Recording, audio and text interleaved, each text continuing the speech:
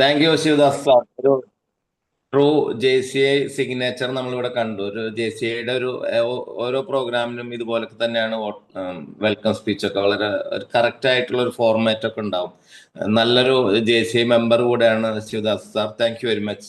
ഇന്നത്തെ നമ്മുടെ ട്രെയിനറെ പ്രത്യേകിച്ച് പരിചയപ്പെടുത്തേണ്ട ആവശ്യമില്ല. ഒറ്റ ദിവസത്തെ ട്രെയിനിങ്ങിൽ തന്നെ ജനഹൃദയങ്ങൾ കീഴടക്കിയ ട്രെയിനറാണ്. അന്ന് വന്നിരുന്നു Shemina ma'am. Life skill trainer and motivational speaker, emotional intelligence കോച്ചാണ്. Bachelor's degree in psychology from Indira Gandhi national open university, certificate course in counselling from Mahatma Gandhi university, trainer life tech, a transformative student success coach and motivational strategist with over 15 years of specialized experience in competitive exam training, PSC. Online and offline motivational speaker ആണ്. Her career is dedicated to solving the core challenge of academic performance, exam fear. She goes beyond curriculum delivery to engineer psychological resilience, converting student anxiety into unshakable confidence and peak performance. She is now channeling this deep hands-on experience into dynamic, motivational speaking and group training roles.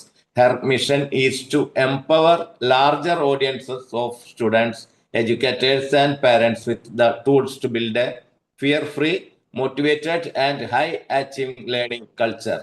PSC trainer at 15 years experience. അതുപോലെ തന്നെ the area of her training is online and offline motivational speaker, job motivation speaker for students, customer care management, self motivation trainer, parental trainer. ഒരുപാട് വർഷത്തെ experience ഉള്ള, behind every successful learning experience is a trainer who not only teachers but inspires. Today's trainer Shemina ma'am is known for transforming ideas into action and motivating people to achieve their potential. With deep expertise in PSC syllabus, she has empowered many participants through practical and engaging sessions. We are fortunate to have Shamina ma'am with us today. Please welcome Shamina ma'am. The floor is yours. Thank you. Okay, audible കേൾക്കാമല്ലോ? എന്നെ കേൾക്കാമല്ലോ? കേൾക്കാം. Thank you so much Manoj sir.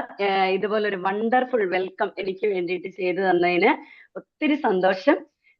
അതുപോലെ തന്നെ ഇന്ന് ഈ ഒരു 7 AM coffee ടോക്കിലേക്ക് എനിക്ക് സംസാരിക്കാനായിട്ട് അവസരം തന്ന, ആദ്യമായിട്ട് ഞാൻ സംസാരിക്കാൻ വന്ന നമ്മുടെ ശ്രീജിത്ത് സാർ മുഖേന്ദ്രമാണ്. അപ്പൊ ശ്രീജിത്ത് സാറിനും അതുപോലെ തന്നെ ഇതിന്റെ കോർഡിനേറ്റേഴ്സ് എല്ലാവർക്കും ഞാൻ ഹൃദ്യമായി നന്ദി പറഞ്ഞുകൊണ്ടാണ് ഇന്നത്തെ ക്ലാസ് ആരംഭിക്കുന്നത്. കാരണം ഈ ഒരു വേദിയിലേക്ക് എനിക്ക് വരാൻ സാധിച്ചത് നിങ്ങൾ ഓരോരുത്തരും കാരണമാണ്. ഈ ഒരു ഓൺലൈൻ പ്ലാറ്റ്ഫോം നിങ്ങൾ ഇങ്ങനെ തുറന്നു വെച്ചേക്കുന്നത് കൊണ്ടാണ് നമ്മളെ പോലെയുള്ള ഓരോ ട്രെയിനേഴ്സ് ഇവിടെ വന്ന് ഇതുപോലെ രാവിലെ ക്ലാസ് എടുത്ത് വളരെ മഹനീയമായ ട്രെയിനിങ് സെക്ഷൻസ് ഇതിനകത്ത് എടുത്തു പോകാറുണ്ട്. ഞാൻ ഇടയ്ക്ക് കയറാറുണ്ട്, പക്ഷെ ക്യാമറ ഓൺ ആക്കാൻ പറ്റാത്തത് കൊണ്ട്, ഞാൻ രാവിലത്തെ ഒരു തിരക്കൊക്കെ ആയതുകൊണ്ട് ക്യാമറ ഓൺ ആക്കാൻ ചിലപ്പോൾ പറ്റാറില്ലാത്തതുകൊണ്ട് ഇവിടെ ഒരു പാർട്ടിസിപ്പൻസ് ആയിട്ട് മിക്കപ്പോഴും കാണാറുണ്ട്. അപ്പം ഇത്രയൊരു മനോഹരമായ ഒരു പ്ലാറ്റ്ഫോം നമ്മളെ പോലെയുള്ള ഓരോ ട്രെയിനേഴ്സിനും ഒരുക്കി തരുന്ന ഈ JCIയുടെ ടീംസിനെല്ലാം ഞാൻ നന്ദി പറയുന്നു.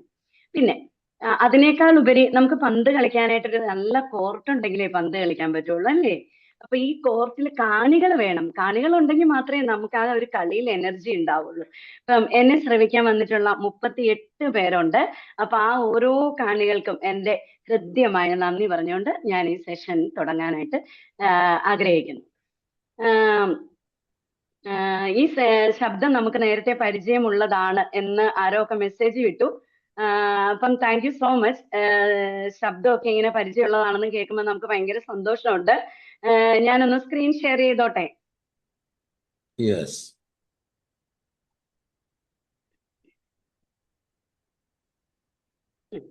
ഓക്കെ, കാണാൻ പറ്റുന്നുണ്ടല്ലോ അല്ലേ? കാണാൻ പറ്റുന്നുണ്ട്. നിങ്ങൾക്ക് ആർക്കൊക്കെയാ നന്നായിട്ട് സംസാരിക്കാൻ ഇഷ്ടമുള്ളവര്? ആർക്കൊക്കെയാ ഇതിനകത്ത് ഒരുപാട് സംസാരിക്കാൻ ഇഷ്ടമുള്ളവര്? നന്നായി സംസാരിക്കാൻ ഇഷ്ടമുള്ളവരെല്ലാം ഒന്ന് ടൈപ്പ് ചെയ്തേക്കാവോ? അല്ലെങ്കിൽ ഒന്ന് തംസപ്പ് ചെയ്തേരെ. നന്നായി സംസാരിക്കാൻ ഇഷ്ടമുള്ള എല്ലാവരും ഒന്ന് തംസപ്പ് ചെയ്തേ. ഒത്തിരി സംസാരിക്കാൻ ഇഷ്ടമാണ്, എനിക്ക് ഭയങ്കരമായിട്ട് നന്നായിട്ട് സംസാരിക്കാൻ ഇഷ്ടമാണ് എന്നുള്ളവരെല്ലാവരും ഒന്ന് തംസപ്പ് ചെയ്തേക്കാവോ? എനിക്ക് ഈ സ്ക്രീൻ എന്താ പറയണേ, നിങ്ങളെയൊന്നും എനിക്കിപ്പോ കാണാൻ പറ്റുന്നില്ല. ഞാൻ ഇത് ഷെയർ ചെയ്തതുകൊണ്ട് എനിക്ക് നിങ്ങളെ കാണാനൊന്നും പറ്റുന്നില്ല. എന്നാലും എന്റെ മനസ്സിലുള്ള കുറെ ആൾക്കാരെയൊക്കെ ഞാൻ പേരൊക്കെ വിളിച്ച് ഞാൻ ഓരോന്ന് ചോദിക്കാം. സംസാരിക്കാൻ ഇഷ്ടമുള്ള കുറെ പേരുണ്ടെന്ന് പറഞ്ഞു. കുറെ പേര് എനിക്ക് ചാറ്റ് ബോക്സിൽ കമന്റ് ചെയ്തിട്ടുണ്ട് സംസാരിക്കാൻ ഇഷ്ടമുള്ളത്. ആരൊക്കെയാ സംസാരിക്കാൻ ഇഷ്ടമുള്ളതെന്നാ പറഞ്ഞത്? ഒത്തിരി പേര് സംസാരിക്കാൻ ഇഷ്ടമാണെന്ന് പറഞ്ഞു. എന്നാല് അതുപോലെ തന്നെ വേറൊരു കാര്യം ഞാൻ ചോദിക്കട്ടെ, കേൾക്കാൻ ഇഷ്ടമുള്ളത് ആരൊക്കെയാ? മറ്റൊരാളെ എനിക്ക് നന്നായി കേൾക്കാൻ ഇഷ്ടമാണ്, മറ്റൊരാളെ എനിക്ക് നന്നായിട്ട് കേൾക്കാൻ ഇഷ്ടമാണ് എന്നുള്ളവരാരൊക്കെയാ? ഒന്ന് കൈപൊക്കിയേക്കാവോ? കാണാൻ പറ്റുന്നവരെയൊക്കെ ഒന്ന് ഞാൻ നോക്കട്ടെ. കേൾക്കാൻ ഇഷ്ടമാണ്, കേൾക്കാൻ ഇഷ്ടമാണ്.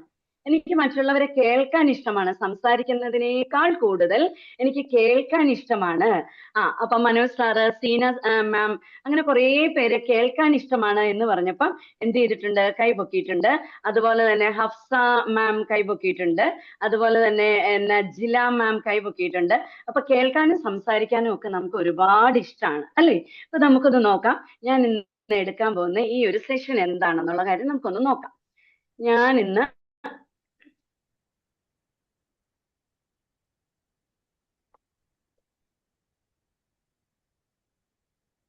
കാണാൻ പറ്റുന്നുണ്ടല്ലോ അല്ലെ? Just listen. നിങ്ങളുമായിട്ട് ഇന്ന് ഷെയർ ചെയ്യാൻ ആഗ്രഹിക്കുന്നത് ജസ്റ്റ് ലിസൺ. പറഞ്ഞപ്പോ തന്നെ നിങ്ങൾക്ക് ഏകദേശം മനസ്സിലായി കാണും എന്തായിരിക്കും ഞാൻ നിങ്ങളുമായിട്ട് ഷെയർ ചെയ്യാൻ പോകുന്നത്. എന്തായിരിക്കും ഞാൻ നിങ്ങളുമായിട്ട് ഷെയർ ചെയ്യാൻ പോകുന്നത്? Just listen. ഇന്നത്തെ സാഹചര്യത്തിൽ ഓരോരുത്തരും അനുഭവിക്കുന്ന ഒരു പ്രതിസന്ധിയാണ് ഞാൻ ഇന്ന് നിങ്ങളുമായിട്ട് ചർച്ച ചെയ്യാനായിട്ട് പോകുന്നത്. ഞാൻ കൗൺസിലിങ്ങിനൊക്കെ നിൽക്കുന്ന സാഹചര്യത്തിൽ, അല്ലെങ്കിൽ ഞാൻ എൻ്റെ അധ്യാപകരുടെ ഒക്കെ കൂടെ കൗൺസിലിങ്ങിന് ഇരിക്കുന്ന സമയത്ത് ഞാൻ കേട്ടിട്ടുള്ള ഏറ്റവും വലിയൊരു വിഷമാവസ്ഥയാണ് എന്നെ ഒന്ന് കേൾക്കാൻ ഒരാളുണ്ടായിരുന്നു. എന്നെ ഒന്ന് കേൾക്കാൻ ഒരാളുണ്ടായിരുന്നു, എന്നെ ഒന്ന് മനസ്സിലാക്കാൻ ഒരാളുണ്ടായിരുന്നെങ്കിൽ, എന്നെ ഒന്ന് മനസ്സിലാക്കിയാൽ മതിയായിരുന്നു. മനസ്സിലാക്കുക എന്ന് പറഞ്ഞാൽ എന്നെ ഒന്ന് ശ്രദ്ധിച്ചാൽ മതിയായിരുന്നു. എനിക്കിതെല്ലാം ഒന്ന് ആരോടെങ്കിലും പറഞ്ഞു, എന്നെ ഒന്ന് അറിഞ്ഞിരുന്നെങ്കിൽ, എന്നെ ഒന്ന് തിരിച്ചറിഞ്ഞിരുന്നെങ്കിൽ. ഇന്ന് ഒരുപാട് ഞാൻ ഈ കൗൺസിലിങ്ങിലും അതുപോലെ തന്നെ ട്രെയിനിങ്ങിലും ഒക്കെ പോകുന്ന സമയത്ത് കുട്ടികൾ പോലും എത്രയോ പേര് പറഞ്ഞിട്ടുണ്ട്, നമ്മളെ മനസ്സിലാക്കാൻ ആരുമില്ല, ജെൻസി എന്ന് പറഞ്ഞ് നമ്മളെ ഇന്നത്തെ കാലഘട്ടത്തിൽ ഇങ്ങനെ പുറമ്പോക്കായിട്ട് വിട്ടേക്കാണ്. പക്ഷെ ജെൻസി ആയിക്കോട്ടെ, അവരെയൊക്കെ ഒന്ന് തിരിച്ചറിയാൻ നമുക്ക് കഴിഞ്ഞാൽ ഏറ്റവും നല്ല കുട്ടികളാണ് ഇന്നത്തെ ജെൻസി കുട്ടികൾ എന്ന് പറയുന്നത്. അപ്പം നമുക്കൊന്ന് നോക്കാം അല്ലെ? ഹിയറിംഗും ഉണ്ട്, ലിസണിങ്ങും ഉണ്ട്. എനിക്ക് ചെവിയുണ്ട്, നിങ്ങൾക്ക് ഓരോരുത്തർക്കും ചെവിയുണ്ട്. സീന മാമിന് ചെവിയുണ്ട്, മനോജ് സാറിന് ചെവിയുണ്ട്, ഉസ്മാൻ സാറിന് ചെവിയുണ്ട്, നമുക്ക് എല്ലാവർക്കും ചെവിയുണ്ട്. നമ്മൾ അതുകൊണ്ട് എന്ത് ചെയ്യുന്നു? ആരെന്ത് പറഞ്ഞാലും നമ്മൾ കേൾക്കും, ആരെന്ത് പറഞ്ഞാലും നമ്മൾ കേൾക്കും ഇല്ലേ? കേൾക്കാൻ പറ്റുന്നുണ്ട് അല്ലെ സീന മാം, അല്ലെ നജില മാം, അല്ലെ നാജിയ? നമുക്ക് എല്ലാവർക്കും ചെവിയുണ്ട്. 2 ചെവിയാ തന്നേക്കുന്നത്. അപ്പൊ നമുക്ക് ഉറപ്പായിട്ട് ഈ 2 ചെവി ഉള്ളതുകൊണ്ട് നമുക്ക് സത്യമായിട്ടും ആരെന്ത് പറഞ്ഞാലും കേൾക്കാൻ പറ്റുന്നു. പക്ഷെ ആ കേൾക്കാൻ പറ്റുന്ന കാര്യം എങ്ങനെയാ കേൾക്കുന്നതെന്ന് നമ്മൾ ചിന്തിച്ചിട്ടുണ്ടോ? കേൾക്കുകയാണോ നമ്മള്, മറ്റൊരാളെ ലിസൺ ചെയ്യുകയാണോ നമ്മള് എന്നൊന്ന് നമുക്കൊന്ന് നോക്കാം. അതാണ് ഞാൻ നിങ്ങളോട് പറയാനായിട്ട് ആഗ്രഹിക്കുന്നത്. നമുക്ക് കേൾക്കാൻ സാധിക്കും, എല്ലാവർക്കും കേൾക്കാൻ സാധിക്കും. നമ്മൾ ബസ്സിലിരുന്ന് യാത്ര ചെയ്യുമ്പോൾ എന്റെ തൊട്ടടുത്തിരുന്ന സഹയാത്രിക എന്നോട് എന്തെങ്കിലും പറഞ്ഞാൽ ഞാൻ കേൾക്കും. അതുപോലെ തന്നെ ബസ്സിൽ കയറി കഴിയുമ്പോഴത്തേക്കും മറ്റൊരാൾ എന്തെങ്കിലും പറഞ്ഞാൽ ഞാൻ കേൾക്കും. അതുപോലെ തന്നെ കണ്ടക്ടർ എന്തെങ്കിലും പറഞ്ഞാൽ ഞാൻ കേൾക്കും. അതുപോലെ തന്നെ ഞാൻ ഈ പോകുന്ന വഴിക്ക് ആരെങ്കിലും എന്തെങ്കിലും എന്നോട് പറഞ്ഞാൽ ഞാൻ കേൾക്കും.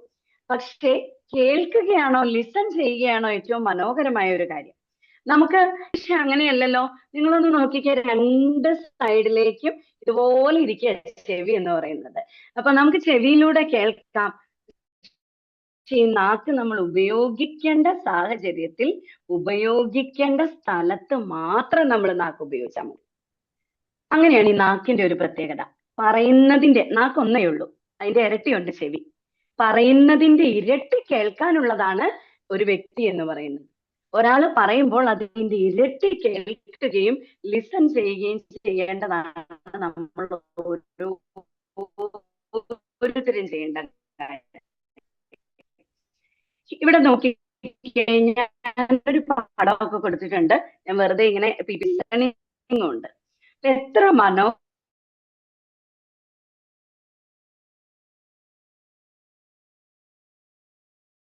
കേട്ടോണ്ടേയിരിക്കാം. പക്ഷെ ആ പറയുന്നയാള് നമ്മളോട് പറയണോ, ഇനിയും നമ്മുടെ മുമ്പിലേക്ക് അവര് വരണോ? നമ്മുടെ കുടുംബത്തിലായിക്കോട്ടെ, അതുപോലെ തന്നെ നമ്മൾ ട്രെയിനിങ് സെഷൻ എടുക്കുന്ന സാഹചര്യത്തിലായിക്കോട്ടെ, എങ്ങനെ ആയിക്കോട്ടെ, ഹിയറിങ്ങിനേക്കാൾ മനോഹരമായ ഒരു കാര്യമാണ് ലിസണിങ് എന്ന് പറയുന്നത്. ലിസണിങ് നമുക്ക് ഒരുപാട് സുഹൃത്തുക്കളെ ഉണ്ടാക്കും. ഒരുപാട് നല്ല ഫാമിലി മെമ്പേഴ്സിനെ നമുക്ക് ലിസണിങ്ങിലൂടെ കിട്ടും. നല്ല അധ്യാപകരെ നമുക്ക് ലിസണിങ്ങിലൂടെ കിട്ടും. നല്ല കുട്ടികളെ, നമ്മുടെ മക്കളെ, നല്ലൊരു അമ്മ അല്ലെങ്കിൽ നല്ലൊരു അച്ഛനാവാൻ ഏറ്റവും മനോഹരമായ ഒരു കാര്യം എന്ന് പറഞ്ഞാൽ അവരെ ശ്രദ്ധിക്കുക. നമുക്കത് കാണാൻ സാധിക്കും. ശരിക്കും പറഞ്ഞാല് ഹിയറിംഗ് എന്ന് പറഞ്ഞാൽ അത് ചെവി കൊണ്ട് കേൾക്കുന്നതാ. അത് ശരിക്കും പറഞ്ഞാൽ അതൊരു ഫിസിക്കൽ പ്രോസസ് ആണ്. ഹിയറിംഗ് നമ്മുടെ ചെവി കൊണ്ടാണ് നമ്മൾ കേൾക്കുന്നത്. ലിസൺ ചെയ്യാൻ വേണ്ടിയിട്ട് നമുക്ക് ഹൃദയം വേണം. ഹിയറിംഗ് ആർക്കും സാധിക്കുന്ന കാര്യമാണ്. ശരിക്കും പറഞ്ഞു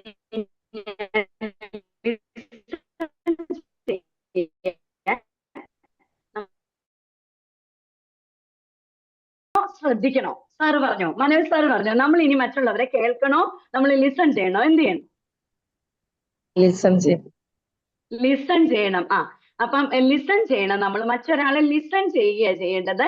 നമ്മൾ ലിസൺ ചെയ്യുക എന്ന് പറഞ്ഞാൽ മറ്റൊരാളുടെ ഹൃദയത്തിലേക്ക് കടക്കാനുള്ള ഒരു ചെറിയ പാസേജ് ഇട്ടിട്ടുണ്ടെന്നാ പറയുന്നത്. നമ്മൾ മറ്റൊരാളെ കേൾക്കുന്നതിനേക്കാൾ മനോഹരമാണ് ഞാൻ ഒരാളെ ലിസൺ ചെയ്താൽ അയാളുടെ ഹൃദയത്തിലേക്കുള്ള വഴി. അപ്പൊ അയാളുടെ ഹൃദയത്തിലേക്കുള്ള ഒരു വഴി ചെറുതായിട്ട് എനിക്ക് തുറന്നു തന്നു.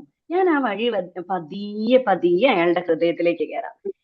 അത് കഴിഞ്ഞിട്ട് വേണം നമ്മുടെ സാധാരണ ആ പ്രോസസ് ഉണ്ടല്ലോ, കുശുമ്പ്, കുന്നായ്മ, അതുപോലെ തന്നെ ജഡ്ജ്മെന്റ്, ഇതെല്ലാം പറയണം എന്നുണ്ടെങ്കിൽ തുടക്കത്തിൽ തന്നെ നമ്മളോട് ഒരാള് വന്നിരുന്ന് പറയാൻ തുടങ്ങിയ നമ്മൾ ഇതിനൊക്കെ ആദ്യം നമ്മുടെ പിള്ളേരെ സ്കൂളിൽ പോയിട്ട് ഓടി ഇങ്ങോട്ട് വരുക. അപ്പൊ ലിസൺ എന്ന് പറഞ്ഞാൽ നമ്മൾ ശരിക്കും സൈലന്റ് ആയിട്ടിരിക്കേണ്ട ഒരു പ്രോസസ്സ് തന്നെയാണ് ഉറപ്പായിട്ടും. ഇപ്പൊ സാധാരണ എനിക്ക് തോന്നുന്നു ഞാനൊരു 6-7 വർഷങ്ങൾക്ക് മുമ്പ് എന്റെ മോൻ ചെറുതായിരുന്ന ഒരു കാലഘട്ടത്തില് അവനിങ്ങനെ സ്കൂളിൽ നിന്ന് വന്നു കഴിയുമ്പോഴത്തേക്ക് അന്നത്തെ കാലഘട്ടത്തിൽ ശരിക്കും എനിക്ക് പറയാൻ പറ്റും ഞാൻ നല്ലൊരു അമ്മ ആയിരുന്നില്ല. എന്റെ വീട്ടില് എന്റെ മദർ ഉണ്ടായിരുന്നു. എന്റെ മദർ ആയിരുന്നു ഏറ്റവും നല്ലൊരു അമ്മ എന്ന് ആ ഒരു കാലഘട്ടത്തിൽ എന്റെ മകൻ എന്നോട് എപ്പോഴും പറയുമായിരുന്നു. കാരണം അവൻ 6-ാം ക്ലാസ്സിലോ 7-ാം ക്ലാസ്സിലോ ഒക്കെ പഠിക്കുന്ന സമയത്ത് എന്റെ ഒരു അന്നത്തെ ചിന്താഗതി, ഇപ്പൊ എന്റെ മകന് 21 വയസ്സുണ്ട് കേട്ടോ. അവൻ പോസ്റ്റ് ഗ്രാജുവേഷൻ ചെയ്യുകയാണ് ഇംഗ്ലണ്ടില്. ഇപ്പൊ നിലവിൽ അവന് 21 വയസ്സുണ്ട്. അപ്പം വർഷങ്ങൾക്ക് മുമ്പ് എന്ന് പറയുമ്പോൾ നിങ്ങൾ വിചാരിക്കരുത് ഒത്തിരി വർഷങ്ങൾക്ക് മുമ്പെന്ന് പറഞ്ഞു കഴിഞ്ഞിട്ടുണ്ടെങ്കിൽ എത്ര കാലം മുമ്പെന്ന് ചിന്തിക്കണ്ട. ഇന്ന് എന്റെ മകന് 21 വയസ്സുണ്ട്. ഇന്ന് പക്ഷെ ഞാൻ എന്റെ മകന്റെ ഏറ്റവും നല്ലൊരു സുഹൃത്താണ്. ഇന്ന് എന്ത് കാര്യവും തുറന്നു പറയാൻ പാകത്തിനുള്ള ഒരു അമ്മയായി ഞാൻ ഇരിക്കുന്നത് ശരിക്കും എനിക്ക് തോന്നുന്നു ഒരു 5 വർഷമായേ ഉള്ളൂ. ഞാൻ ഈ ഒരു ട്രെയിനിങ് ഫീൽഡിലേക്ക് ഇറങ്ങിയതിന് ശേഷമാണ് ഞാൻ നല്ലൊരു അമ്മയായത് എന്ന് എനിക്ക് എപ്പോഴും തോന്നാറുണ്ട്. ബിക്കോസ് വർഷങ്ങൾക്ക് മുമ്പ് അവൻ സ്കൂളിൽ പോയിട്ട് വന്ന് കുറെ കാലം ഞാനും അവനും അവന് ഒറ്റ മോനായിട്ട് ഇരുന്നിട്ട് 10 വയസ്സായപ്പോഴാണ് അവന് 10 വയസ്സായപ്പോഴാണ് എനിക്ക് രണ്ടാമതൊരു മോൾ ഉണ്ടാവുന്നത്. ജസ്റ്റ് അവൾക്ക് ഇപ്പം 13 വയസ്സായിട്ടേ ഉള്ളൂ. അപ്പൊ അവനെ ഞാനിങ്ങനെ ടേക്ക് കെയർ ചെയ്ത് ശരിക്കും പറഞ്ഞാൽ ഈ അള്ളി പിടിക്കുന്ന ഒരു പ്രകൃതം. പഠിക്കുക. സ്കൂൾ വിട്ടുന്ന അവൻ വന്നു കഴിയുമ്പോഴത്തേക്ക് എന്നോട് പറയും, അവൻ എന്നെ അമ്മച്ചി എന്നാ വിളിക്കുന്നേ. അപ്പൊ എന്നോട് പറയാം, അമ്മച്ചി എനിക്ക് ഇന്ന് ആ കാര്യം പറയാനുണ്ട്. ഞാൻ പറയും, അപ്പം എടാ മോനെ നീ ഓടിച്ചെന്ന് കുളിച്ചിട്ട് വന്നിട്ട് ഫുഡ് കഴിച്ചോണ്ടിരിക്കുമ്പോ അത് പറ. അപ്പൊ അവൻ എന്ത് ചെയ്യും, പാവം അവൻ പോയി കുളിച്ചിട്ട് വരും. എന്നിട്ട് ഫുഡ് കഴിക്കാൻ ഇരുന്ന് കഴിയുമ്പോഴത്തേക്ക് അവൻ പറയാം, അമ്മച്ചി ഇന്ന് സ്കൂളിൽ അങ്ങനെ. അപ്പൊ ഞാൻ പറയും, എടാ മോനെ നീ പെട്ടെന്ന് കഴിച്ചിട്ട് വേണം നമുക്ക് എന്ത് ചെയ്യാൻ വേണ്ടിയിട്ട് കുറച്ചു നേരം നീ ടി വി കണ്ടിട്ട് നിനക്ക് പഠിക്കാനിരിക്കണം എന്ന് പറയും. അത് കഴിഞ്ഞിട്ട് അവനെ ഞാൻ ബുക്കും പുസ്തകവും ഒക്കെ ആയിട്ട്, അന്ന് ഞാൻ അവനെ പഠിപ്പിച്ചുകൊണ്ടിരുന്നത്. അപ്പം ബുക്കും പുസ്തകവും ഒക്കെ ആയിട്ട് ഞാൻ കയറി ഇരുന്ന് പഠിപ്പിക്കാനായിട്ട് തുടങ്ങും. അതിനിടയ്ക്ക് പല തവണയും എനിക്ക് തോന്നാറുണ്ട്, ഇപ്പൊ എനിക്ക് സങ്കടം വരാറുണ്ട്. ഞാനൊരു 10,000 സ്റ്റോറി അവനോട് ഇപ്പൊ പറയാറുണ്ട്. അവൻ ചിരിക്കും, കാരണം ഇപ്പൊ അവൻ എന്നെ തിരിച്ചറിഞ്ഞ മകനാണ്. അപ്പം തിരിച്ച് എന്റെ നേരെ ഇങ്ങനെ നോക്കുമ്പോൾ ചിലപ്പോൾ സ്കൂളിലെ ഒരു ബോക്സിന്റെ കഥയായിരിക്കും, ഞാൻ കേൾക്കാനായിട്ട് നിന്നിട്ടില്ല. കാരണം എന്നാ, അവൻ പഠിക്കണം, അവന്റെ കാര്യങ്ങൾ നോക്കണം, അവനെ എനിക്ക് നന്നാക്കി കൊണ്ടുവരണം, അവൻ അവൻ അവൻ എന്നുള്ള ഒരു കൺസെപ്റ്റ് മാത്രം.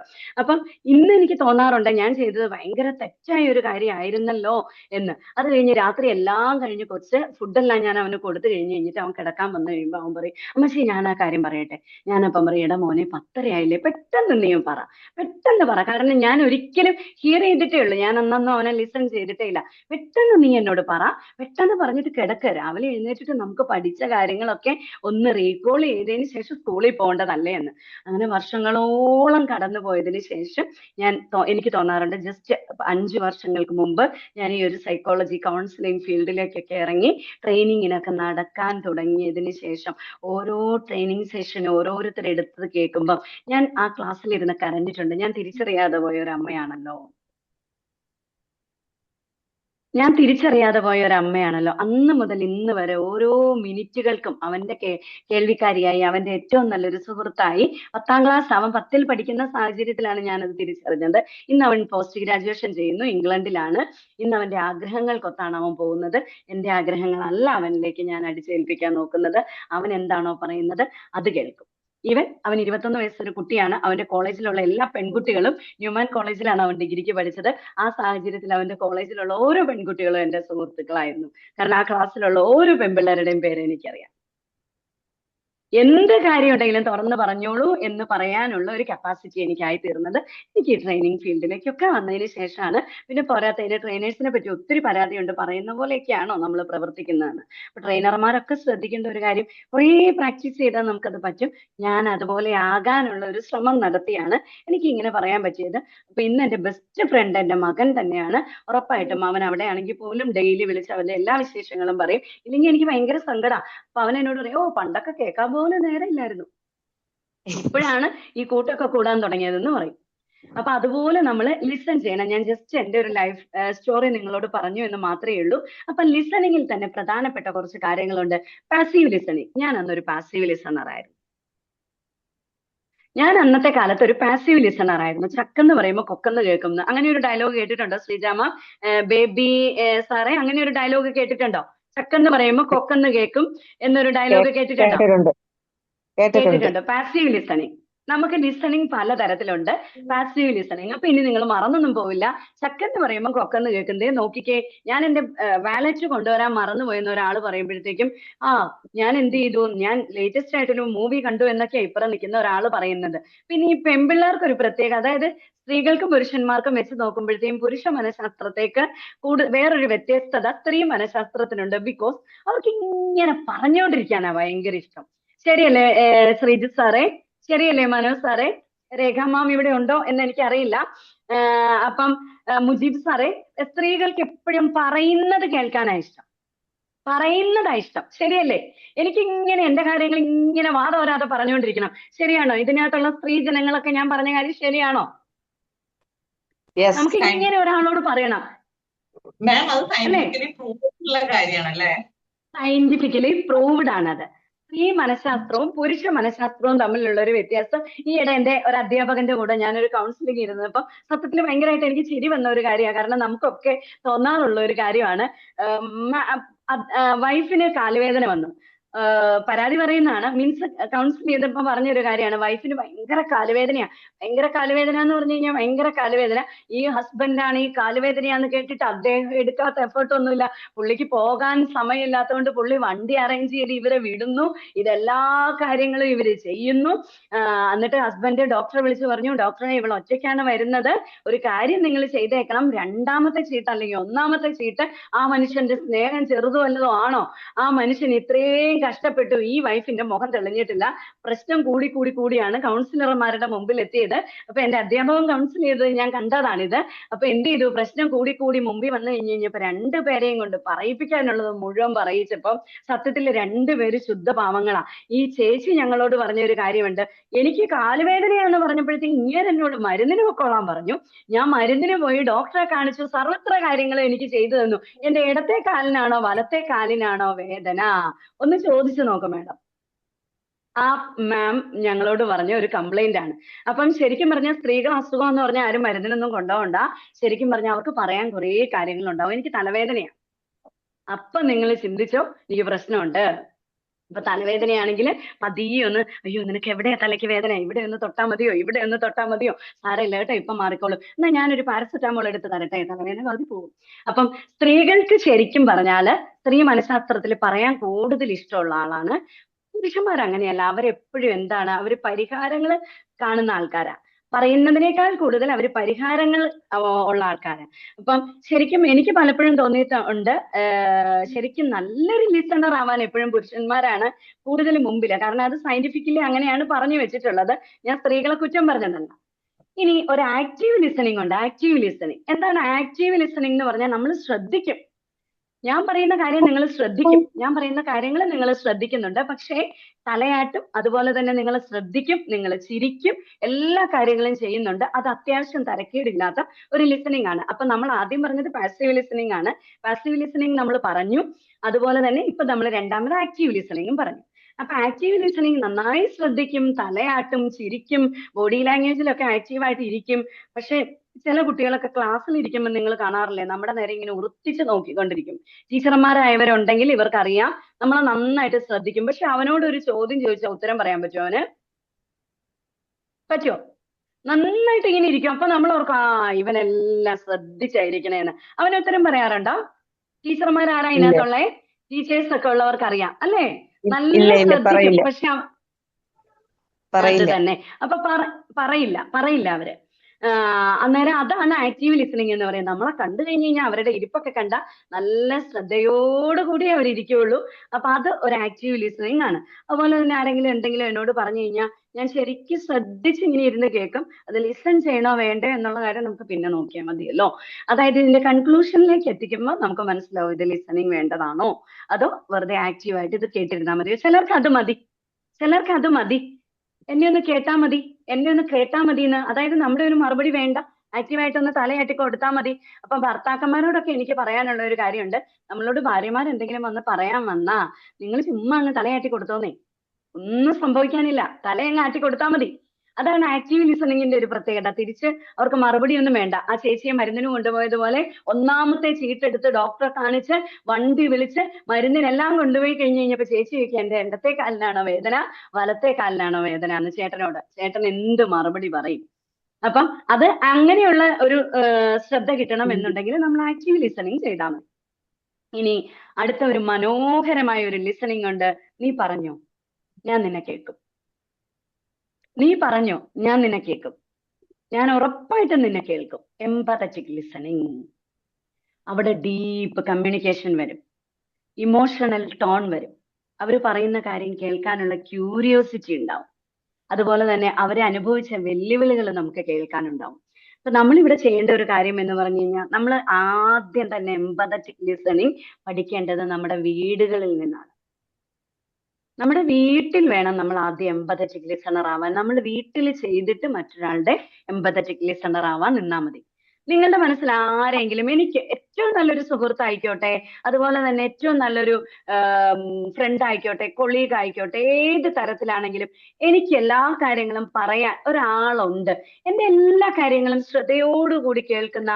ഇപ്പൊ നിങ്ങളുടെ മനസ്സിലേക്ക് എംപതറ്റിക് ലിസണർ എന്ന് പറഞ്ഞപ്പം ആരെങ്കിലും ഓർമ്മ വന്നോ? ഷെയർ ചെയ്യാൻ പാകത്തിന് ആരെങ്കിലും ഓർമ്മ വന്നവരുണ്ടോ?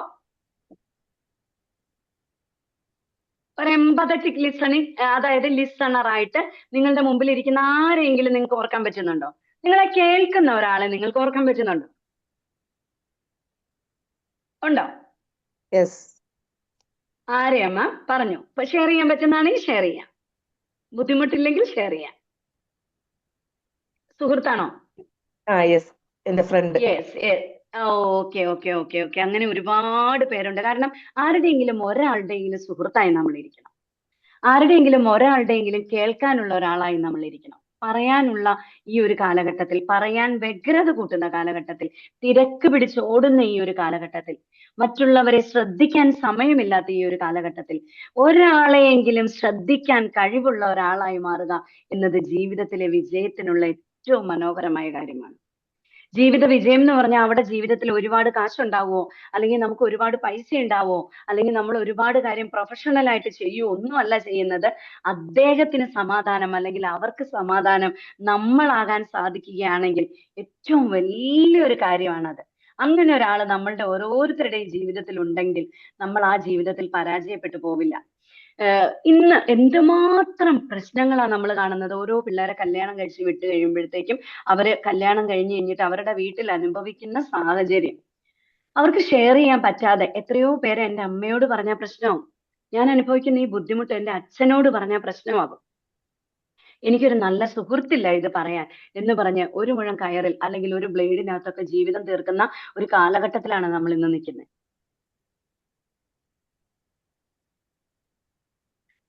ഒരു അതായത് പറഞ്ഞാൽ തീരാവുന്ന പ്രശ്നങ്ങൾ ഉണ്ടായിരുന്ന എത്രയോ പേരാണ് നമ്മൾ ഇന്ന് രാവിലെ പത്രം എടുത്ത് നോക്കി കഴിയുമ്പോൾ കാണുന്നത്. എത്ര പേരാണ്, എത്ര ജീവനുകളാണ്. ഒരു കുട്ടിക്ക് ഇന്ന് അമ്മയോടെല്ലാം ഷെയർ ചെയ്യാൻ പറ്റുന്നുണ്ടോ? ഇല്ല. ഒരു അധ്യാപകനോട് കുട്ടിക്ക് ഇന്നെല്ലാം ഷെയർ ചെയ്യാൻ പറ്റുന്നുണ്ടോ? ഇല്ല. ഒരു ഹസ്ബൻഡിന് ഇന്ന് ഭാര്യയോടെല്ലാം ഷെയർ ചെയ്യാൻ പറ്റുന്നുണ്ടോ? ഇല്ല. ഈ പ്രശ്നം വന്നാണ് നമ്മുടെ സമൂഹത്തിലെ ഈ പ്രോബ്ലംസ് ഒക്കെ ഒരു പരിധി വരെ ഉണ്ടായത്. പണ്ട് കൂട്ടുകുടുംബമായിരുന്ന കാലഘട്ടത്തിൽ ഇങ്ങനെയുള്ള പ്രശ്നങ്ങൾ വല്ലതും ഉണ്ടോ? നമ്മളിന്ന് സ്കൂൾ വിട്ട് വന്നു കഴിയുമ്പോഴത്തേക്ക് നമ്മളെ കേൾക്കാൻ നമ്മുടെ മുത്തശ്ശി, അല്ലെങ്കിൽ അച്ഛന്റെ പെങ്ങള്, അല്ലെങ്കിൽ അമ്മയുടെ ആങ്ങളയുടെ വൈഫ്, ഇങ്ങനെയുള്ള കാലഘട്ടത്തിലാണ് നമ്മൾ ജീവിച്ചുകൊണ്ടിരുന്നത്. അന്നൊക്കെ പ്രശ്നം ഉണ്ടായിരുന്നു എന്ന് ചോദിച്ചാൽ കാണുമായിരുന്നു. പക്ഷെ പറഞ്ഞാൽ തീരാത്ത പ്രശ്നങ്ങളൊന്നും ഇല്ലായിരുന്നു. അപ്പൊ എംപത്തറ്റിക് ലിസണിങ്ങിനെ പറ്റി പറഞ്ഞു. എംപത്തറ്റിക് ലിസണർ എപ്പോഴും ഒരു ആക്റ്റീവ് ലിസണർ ആയിരിക്കണം. ആക്റ്റീവ് ലിസണറും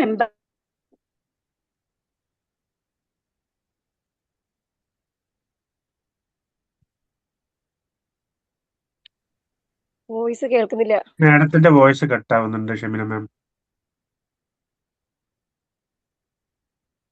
എന്തോ സിഗ്നൽ കട്ടായിട്ടുള്ളതാ. കേൾക്കുന്നുണ്ടോ? ഷെമിന മാം ഒരു 2-3 സെന്റൻസ് മിസ്സായി. ഓക്കെ, ഇപ്പൊ കേൾക്കുന്നുണ്ടോ? യെസ്. അപ്പം ഞാൻ നിങ്ങളോട് പറയാൻ ആഗ്രഹിക്കുന്ന ഞാൻ ഇന്നത്തെ കാലഘട്ടത്തിലെ കുറച്ച് കാര്യങ്ങളായിരുന്നു ഞാൻ നിങ്ങളോട് പറഞ്ഞത്. ഞാൻ നിങ്ങളോട് പറയാൻ ആഗ്രഹിക്കുന്ന ലോക പ്രശസ്തനായ ഒരു മനഃശാസ്ത്രജ്ഞനുണ്ട്, കാൾ റോജേഴ്സ്. ഞാൻ ഒരുപാട് മനഃശാസ്ത്രജ്ഞന്മാരെ പറ്റി പഠിക്കുകയും വായിക്കുകയും ചെയ്തിട്ട് എനിക്ക് ഏറ്റവും ഇഷ്ടപ്പെട്ട ആളാണ് കാൾ റോജേഴ്സ്. എന്നെ അറിയാവുന്ന എല്ലാവർക്കും അറിയാം, ഞാൻ പറയാറുണ്ട് കാൾ റോജേഴ്സിന്റെ കാര്യം. ഏറ്റവും നല്ല മനഃശാസ്ത്രജ്ഞൻ, ഒരുപാട് കോടിക്കണക്കിന് ആളുകളുടെ പ്രശ്നങ്ങൾ തീർത്തുകൊണ്ടിരുന്ന ആളാണ് കാൾ റോജേഴ്സ്. കാൾ റോജേഴ്സിന് ഒരു പ്രത്യേകതയുണ്ട്, വരുന്നയാളെ ശ്രദ്ധിക്കുക മാത്രമേ കാൾ റോജേഴ്സ് ചെയ്യാറുള്ളൂ. ഒരിക്കൽ പോലും കാൾ റോജേഴ്സ് വരുന്നയാളോട് ആദ്യം ചോദ്യങ്ങൾ ചോദിക്കാറില്ല. ഇവർക്ക് പറയാനുള്ള കാര്യങ്ങൾ മുഴുവൻ കാൾ റോജേഴ്സ് കേട്ടതിന് ശേഷം, എല്ലാം അവർക്ക് പറഞ്ഞു തീരാനുള്ളത് പറഞ്ഞു തീർന്നതിന് ശേഷം മതി ഒരു ജഡ്ജ്മെന്റ്, ഒരു ക്രിറ്റിസിസം. കാൾ റോജേഴ്സ് മറ്റോരോ വ്യക്തികളോടും, അത് ക്ലയന്റ് ആയിക്കോട്ടെ ആരായിക്കോട്ടെ, അങ്ങനെയുള്ള കാൾ റോജേഴ്സിന്റെ മുമ്പിലേക്ക് വരുന്ന ഓരോരുത്തരോടും കാൾ റോജേഴ്സ് ചെയ്തിരുന്ന കാര്യമാണ് unconditional positive love and regards. Unconditional positive, ഉപാധികളില്ലാതെ കാൾ റോജേഴ്സിന്റെ മുമ്പിലേക്ക് വരുന്ന ഒരാളെയും കാൾ റോജേഴ്സിന് അറിയില്ല. കാൾ റോജേഴ്സിന് അൺകണ്ടീഷണൽ പോസിറ്റീവ് റിഗാർഡ്സ് അവർക്ക് കൊടുത്തിട്ട് പ്രത്യേകിച്ച് യാതൊരു കാര്യം ഉണ്ടായിരുന്നില്ല. പക്ഷെ യാതൊരു ഉപാധികളും ഇല്ലാതെ വരുന്ന ഓരോരുത്തരെയും സ്നേഹത്തോടുകൂടി സ്വീകരിച്ചിരുന്ന ഒരു മനഃശാസ്ത്രജ്ഞനാണ് കാൾ റോജേഴ്സ്. അവർക്ക് പോസിറ്റീവ് റിഗാർഡ്സ് മാത്രം കൊടുത്തുകൊണ്ടിരുന്ന ഒരു മനഃശാസ്ത്രജ്ഞനാണ് കാൾ റോജേഴ്സ്.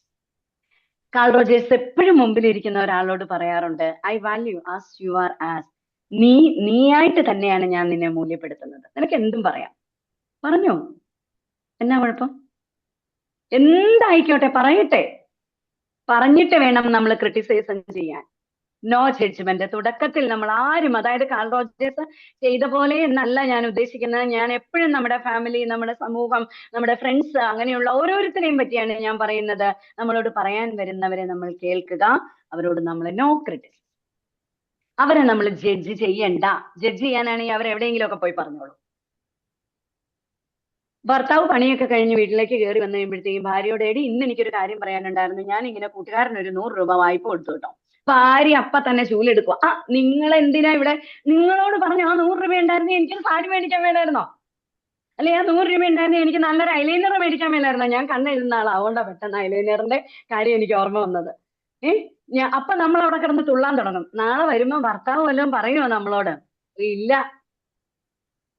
ഒരു കാര്യവും നമ്മളോട് പറയാല്ല. അപ്പൊ നിങ്ങളൊരു കാര്യം ചെയ്യണം കേട്ടോ, നിങ്ങൾ ഇനി നന്നാവാനൊക്കെ ശ്രമിച്ച് കാൾ റോജേഴ്സിനെ പോലെയും അതുപോലെ തന്നെ നല്ലൊരു ലിസണർ ആവാൻ ശ്രദ്ധിക്കും. ആദ്യമൊക്കെ വീട്ടിലുള്ളവർ ഓർക്കുവേ, ഇവക്ക് ചിലപ്പോൾ ഭ്രാന്താണോ എന്ന് മൈൻഡ് ചെയ്യണ്ടേ. നമ്മൾ ആദ്യമായിട്ട് ശ്രദ്ധിക്കുമല്ലേ, ഇതുവരെ നമ്മൾ ശ്രദ്ധിച്ചോ? ഇതുവരെ നമ്മൾ അങ്ങേരുടെ അടുത്ത് ചൂലെടുത്ത് വർത്താനം പറയാൻ നിന്ന് നമ്മൾ ഡീസന്റ് ആയി കഴിയുമ്പോഴത്തേക്ക് അദ്ദേഹം വിചാരിക്കും ഇവർക്ക് എന്ത് പറ്റിയെന്ന്. ആദ്യമൊക്കെ ചോദിക്കും, ആദ്യമൊക്കെ നമ്മളോട് സംശയം കാണും.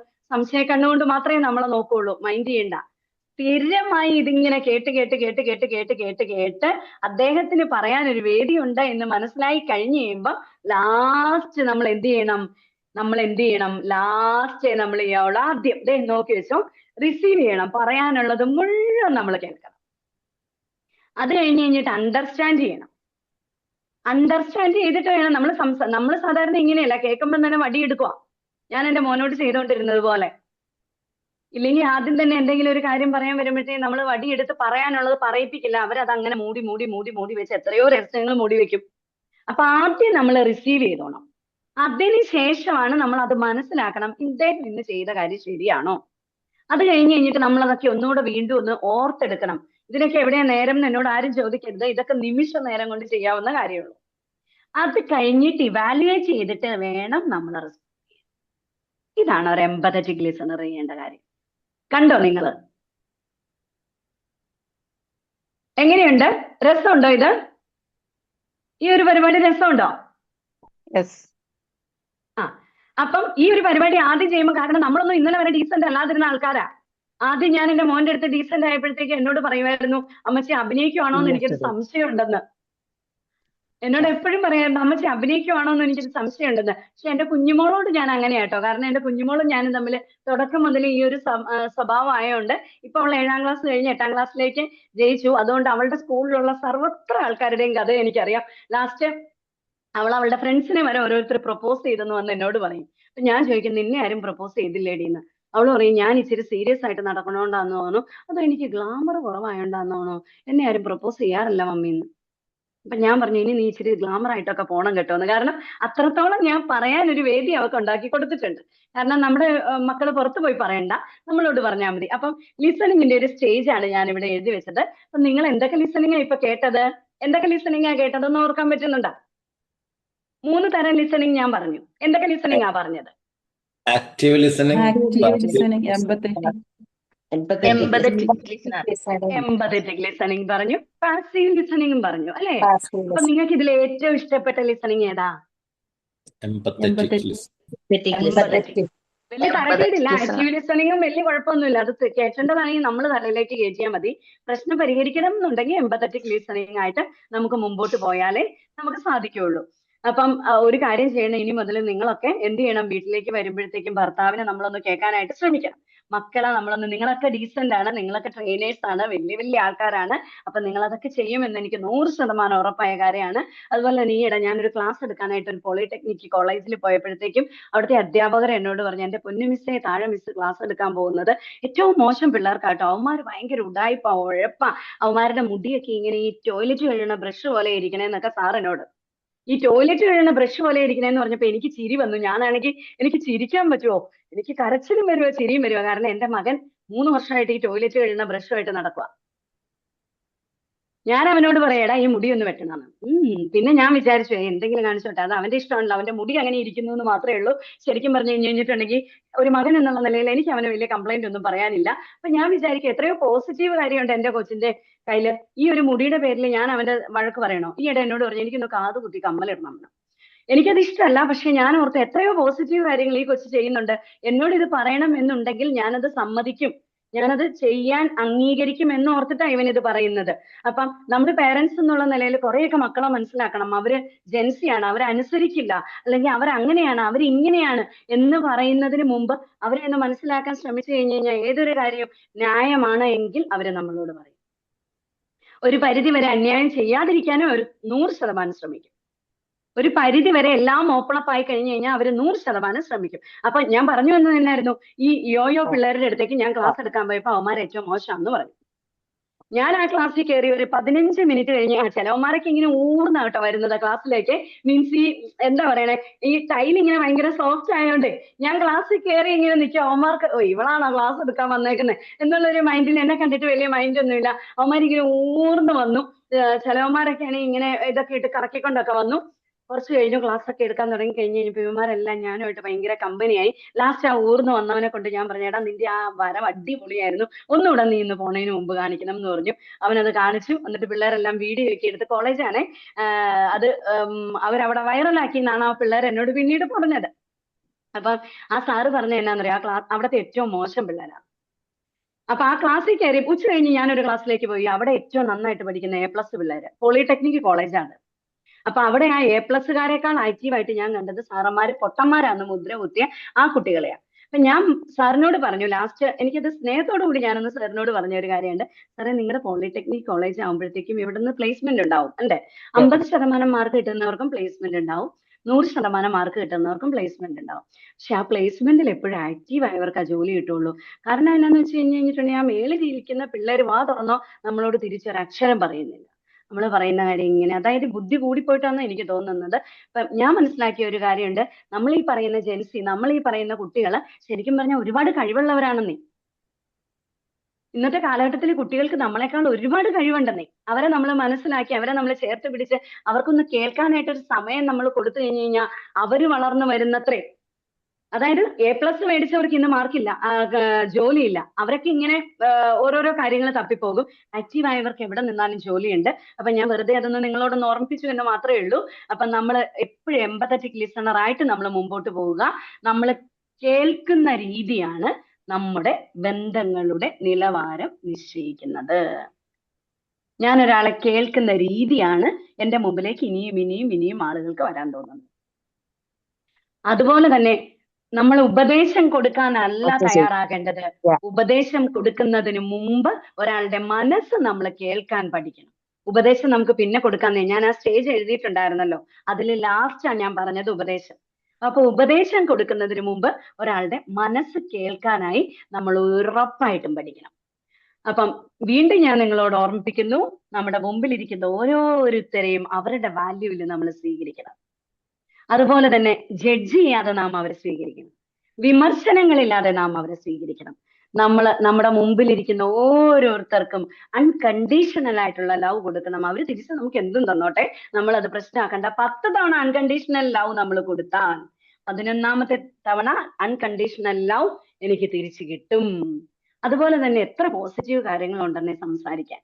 അപ്പം ഇന്നു മുതൽ നമ്മുടെ ജീവിതത്തിൽ ചെറുതായിട്ടെങ്കിലും നമുക്ക് മാറ്റങ്ങൾ കൊണ്ടുവരാൻ സാധിക്കണം ഈ ഒരു ലിസണിങ് എന്നുള്ള ഒരു കാര്യത്തെ പറ്റി സംസാരിക്കുമ്പോൾ. അപ്പം ഞാൻ പറഞ്ഞ കുറച്ച് കാര്യങ്ങളെങ്കിലും നിങ്ങൾക്ക് ഓർക്കാൻ സാധിക്കണം ഇനി മുമ്പോട്ടുള്ള ഓരോ സാഹചര്യത്തിലും. അതുകൊണ്ട് ഇന്നു മുതൽ നിങ്ങൾ അതുപോലെ ഭാര്യ എന്തെങ്കിലും പറയാൻ വന്നു കഴിയുമ്പോഴത്തേക്കും മൊബൈലിൽ നോക്കിക്കൊണ്ട് നമ്മൾ നാട്ടുകാരുടെ കാര്യങ്ങൾ കേട്ടോണ്ടിരിക്കാതെ നമ്മൾ എന്ത് ചെയ്ത് നോക്കണം, പുള്ളിക്കാരിയുടെ നേരെ ഒന്ന് തിരിഞ്ഞു നോക്കിയാ പറ എന്ന് പറഞ്ഞാൽ തീരാവുന്ന പ്രശ്നങ്ങൾ മാത്രമേ നമുക്കുള്ളൂ. അപ്പം അതൊന്ന് ജസ്റ്റ് നമ്മുടെ ജീവിതത്തിൽ എല്ലാവർക്കും പ്രാവർത്തികമാക്കാൻ സാധിക്കട്ടെ എന്ന് ആശംസിച്ചുകൊണ്ട് എന്നെ ശ്രമിച്ച എല്ലാവർക്കും ഹൃദ്യമായ ഭാഷയിൽ നന്ദി പറഞ്ഞുകൊണ്ട് ഇന്നത്തെ എന്റെ സെഷൻ ഞാൻ അവസാനിപ്പിക്കുന്നു. Thank you so much. Thank you Shemina ma'am. എന്തപ്പോ ഉണ്ടായത്, ഒരു വെടിക്കെട്ട്, തൃശ്ശൂർ പൂരത്തിന്റെ വെടിക്കെട്ട് പോലെ എനിക്ക് തോന്നുന്നു. അടിപൊളി സെഷൻ ആയിരുന്നു കേട്ടോ. എന്തായാലും ഒരു മകനെ 10ാം ക്ലാസ് വരെ കേൾക്കാത്ത ഒരമ്മ, അതിനുശേഷം അമ്മയിലുണ്ടായ മാറ്റമൊക്കെ നമുക്ക് ശരിക്കും മനസ്സിലായി. എനിക്കും അത് കണ്ണീന്ന് വെള്ളം വന്ന പോലെയാണ് ഉണ്ടായത്. അത്രയും ഒരു ഫീലിംഗ് നമ്മളുടെ ഹാർട്ടിൽ ടച്ച് ആവുന്ന രീതിയിൽ തന്നെയാണ് മാം പറഞ്ഞത്. പിന്നെ ഈ ലിസണിങ്ങിന്റെ 3 types of listening: active, passive and empathetic listening. ഞാനും കുറെ നാളൊക്കെ ഇങ്ങനെയൊക്കെ തന്നെ ആയിരുന്നു. വൈഫ് ഓരോ കാര്യങ്ങളൊക്കെ പറയുമ്പോഴും മൊബൈൽ നോക്കുക അല്ലെങ്കിൽ മറ്റുള്ള കാര്യങ്ങൾ